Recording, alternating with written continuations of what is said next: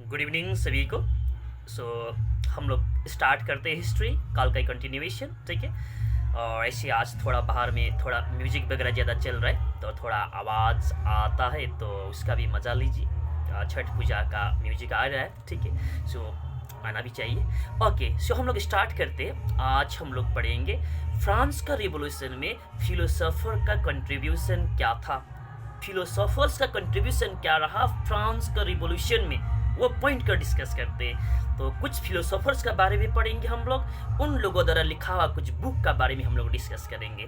तो first of all philosopher, highlighted person को देखना है आपको, ठीक है। हाईलाइटेड पर्सन में देखिएगा फर्स्ट लाइन टॉप में फिलोसोफर जॉन लॉक, नंबर 1 में फिलोसोफर जॉन लॉक। इन्होंने एक बुक लिखे, बुक का नाम है the two treatises of government. Sorry, the नहीं है, टू ट्रीटीज ऑफ गवर्नमेंट।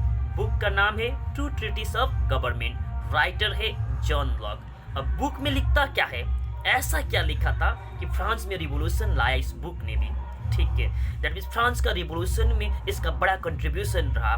तो ऐसा क्या लिखा था बुक में, चलो। इस बुक में लिखा था to refute the doctrine of the divine. Point number 1 में बुक में लिखा था to refute the doctrine of the divine. Refute का मतलब होता है रिजेक्ट करना, रिजेक्ट करना, ठीक है। और रिजेक्ट किसको करना, डॉक्ट्रिन ऑफ डिवाइन को। अब डॉक्ट्रिन ऑफ डिवाइन क्या है, ओके, इस चीज को समझो। डॉक्ट्रिन ऑफ डिवाइन कहते हैं king is the supreme, king supreme है and nobody is above the king and nobody can जज the king except God, except God. तो प्रेजेंट डे इंडिया का बात करोगे, प्रेसिडेंट जो है या तो प्राइम मिनिस्टर जो है, क्या उनको हम जज नहीं करेंगे? क्या उनसे ऊपर में कोई नहीं है? प्रेसिडेंट से ऊपर में कोई नहीं है ना? कॉन्स्टिट्यूशन है ना, प्रेसिडेंट से ऊपर में कॉन्स्टिट्यूशन है ना।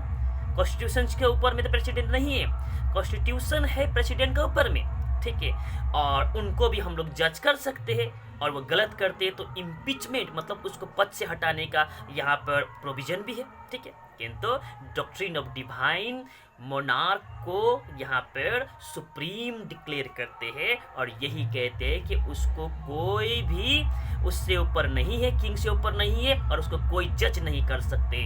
किंतु यहाँ पर जॉन लॉक ने लिखा हुआ two treatises of government book कहते हैं कि ऐसा थ्योरी को रिजेक्ट कर दो, ठीक है। मतलब किंग को सुप्रीम मत मानो, okay.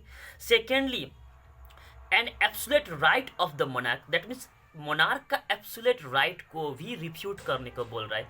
Absolute right of monarch को भी रिफ्यूट करने के लिए बोल रहा है। दैट मीन्स मोनार्क का एब्सोल्यूट राइट कहने का मतलब मोनार्क में कोई रेस्ट्रिक्शन न होना, किंग में कोई रेस्ट्रिक्शन न होना, किंग जो चाहे वो करे, ठीक है।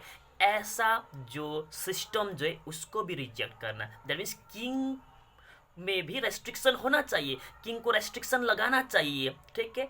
तो ये बुक लोगों को यही टीच करते, यही लेसन देते कि किंग में भी रेस्ट्रिक्शन होना चाहिए। जैसे कि प्रेजेंट डे में प्रेसिडेंट जो है वो रेस्ट्रिक्टेड है इंडिया का कॉन्स्टिट्यूशन से, इंडिया का कॉन्स्टिट्यूशन का अकॉर्डिंग ही उनको काम करना पड़ेगा, ठीक है। तो वो जो चाहे वो तो नहीं कर सकते है ना।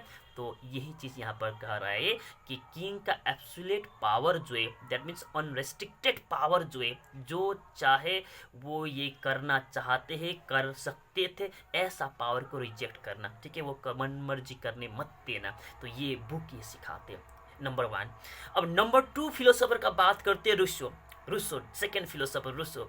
तो इन्होंने यही जॉन लॉक का लिखा हुआ बुक में का जो आइडियाज है उसी को थोड़ा आगे बढ़ाते हुए इन्होंने भी एक बुक लिखी है, रूसो ने भी एक बुक लिखी है। और रूसो ने जो बुक लिखी है उस बुक का नाम है social contract.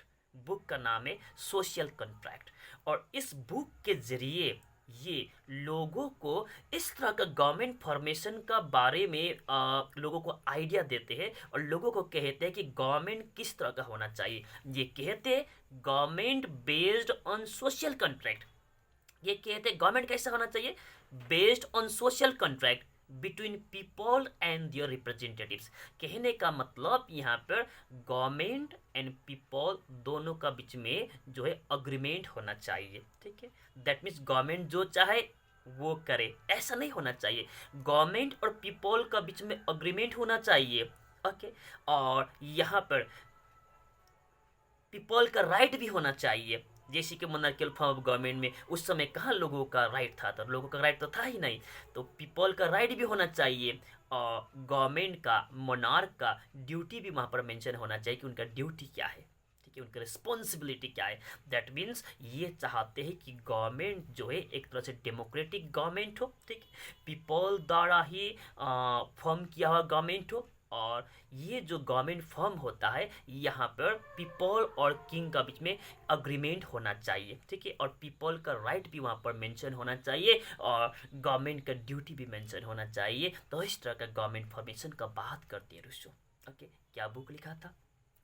Social contract. Okay, अब थॉट फिलोसोफर जो है मोंटेस्क्यू, इन्होंने बुक लिखे the spirit of the loss, the spirit of the loss. Writer that means philosopher कौन है? मोंटेस्क्यू। अब मोंटेस्क्यू क्या लिखते हैं इस बुक के जरिए? इस बुक के जरिए मोंटेस्क्यू स्ट्रेस देते हैं, फोकस करते हैं, ठीक है, a division of power within the government. That means government सिर्फ फॉर्मेशन होने से नहीं होगा, जैसे कि यहाँ पर रूसो ने तो बोल दिया कि गवर्नमेंट जो होगा लोगों द्वारा ही बनाया हुआ गवर्नमेंट होना चाहिए, किंतु यहाँ पर जो मोंटेस्क्यू कहते सिर्फ गवर्नमेंट फॉर्मेशन होने से नहीं होगा, गवर्नमेंट फॉर्मेशन के बाद भी गवर्नमेंट जो फॉर्म हुआ है उसमें पावर का डिवीजन होना चाहिए, ठीक है। जैसे कि प्रेजेंट डे में इंडिया में इलेक्शन होता है और इलेक्शन होने के बाद जो पार्टी को मैक्सिमम आपका सीट मिलता है तो वो गवर्नमेंट मेजोरिटी में जो होते तो वो गवर्नमेंट फॉर्मेशन करता है। तो गवर्नमेंट फॉर्मेशन तो होता है, तो इसका मतलब ये तो नहीं है कि लेजिस्लेचर, एग्जीक्यूटिव, जुडिशियरी 3 पार्ट है जनरली। तो क्या जुडिशियरी भी गवर्नमेंट का ही पार्ट होता है? नहीं ना होता है, जुडिशियरी गवर्नमेंट का पार्ट नहीं रहता है, जुडिशियरी अलग पार्ट है, ठीक है। तो यहाँ पर देखिए यही कह रहा है कि गवर्नमेंट फॉर्मेशन सिर्फ होने से नहीं होगा, गवर्नमेंट में पावर का डिवीजन भी होना चाहिए। दैट मीन्स गवर्नमेंट का पावर में डिवीजन भी होना चाहिए। दैट मीन्स वहाँ पर पावर डिवीजन 3 पार्ट में होना चाहिए, लेजिस्लेचर अलग होना चाहिए, एग्जीक्यूटिव अलग होना चाहिए, जुडिशियरी अलग होना चाहिए, ये कहते हैं, ठीक है। सिर्फ आप एक इमेजिन करो ना, अगर सपोज करो कि जैसे कि मोदी गवर्नमेंट, ठीक है, मेजोरिटी सीट मिला तो गवर्नमेंट फॉर्म कर दिया, अगर जुडिशियरी भी गवर्नमेंट का ही पावर में रहता, गवर्नमेंट का ही कंट्रोल में रहता, तो बीजेपी का कोई भी लीडर कोई भी क्राइम करते, कोई भी बड़े बड़े क्राइम करते, उस केसेस में उसको पनिश तो होता ही नहीं, क्योंकि जुडिशियरी उनका कंट्रोल में रहेगा, तो पनिश कैसे होगा? वो तो अपने से बचा ही लेगा। तो इसलिए जुडिशियरी इंडिपेंडेंट है, वो गवर्नमेंट का पार्ट नहीं है, गवर्नमेंट से सेपरेटेड है। तो यही चीज़ तो यहाँ पर कह रहा है कि पावर जो है डिवीजन रहना चाहिए, गवर्नमेंट का पावर में डिवीजन रहना चाहिए, जुडिशियरी, एग्जीक्यूटिव, लेजिस्लेचर, ये तीनों में पावर डिवाइड होना चाहिए, ये कहते हैं मोंटेस्क्यू। ओके ओके, तो उसके बाद देखो कि इसी टाइप का गवर्नमेंट, दैट मीन्स ये पावर डिवीजन वाला जो गवर्नमेंट जो है, ये इस टाइप का मॉडल का जो गवर्नमेंट जो है यूएसए में भी फॉर्म हुआ था। यूएसए में 1787 में फॉर्म हुआ था इस टाइप का गवर्नमेंट। दैट मीन्स यूएसए में जो गवर्नमेंट फॉर्म हुआ था, जैसे कि 13 कॉलोनीज ब्रिटेन से इंडिपेंडेंट हुआ यूएसए का, ठीक है। ब्रिटेन से 13 कॉलोनीज, यूएसए का 13 कॉलोनीज जब इंडिपेंडेंट हुआ तो वहाँ पर जो गवर्नमेंट फॉर्म हुआ था वो उसी बेस पर था। That means legislature, executive, judiciary, ये तीनों में पावर डिवीजन था यूएसए में, ठीक है। और इतना ही नहीं, साथ साथ यहाँ पर यह भी था कि अमेरिका का कॉन्स्टिट्यूशन भी वहाँ पर लिखने का काम हुआ और ये गारंटी भी दिए, इंडिविजुअल राइट का गारंटी भी दिया था उस समय, ठीक है। तो इसके कारण, ये सारा चीज़ के कारण फ्रांस का जो फिलोसोफर्स है, फ्रांस का लोगों में भी एक न्यू अवेयरनेस, एक न्यू इंस्पिरेशन मिला। ओके, और अब ये फिलोसोफर्स का आइडियाज़ वगैरह जो है, ठीक है, ये फिलोसोफर्स ने लिखा हुआ बातों को जनरली लोग सैलून्स में होंगे, कॉफ़ी हाउसेस में होंगे, डिस्कस करने लगे लोग। सैलून्स में, कॉफ़ी हाउसेस में लोग, इन लोगों ने जो बुक लिखे, फिलोसोफर्स ने जो बुक लिखे, उसका बारे में डिस्कस करने लगे लोग, ठीक है। दैट मीन्स ये चर्चा का विषय बना, चाय का चुस्की लेते हुए लोग ये बुक में लिखा हुआ जो बातों को चर्चा करने लगे, ठीक है।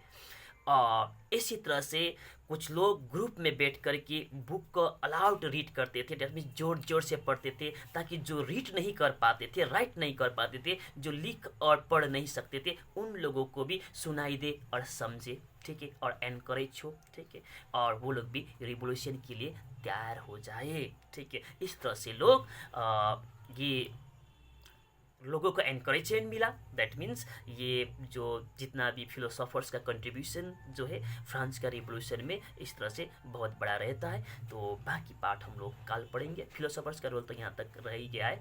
अब कल फिर हम लोग दूसरा पार्ट पढ़ेंगे, ठीक है। ओके, आज के लिए इतना ही। Thank you.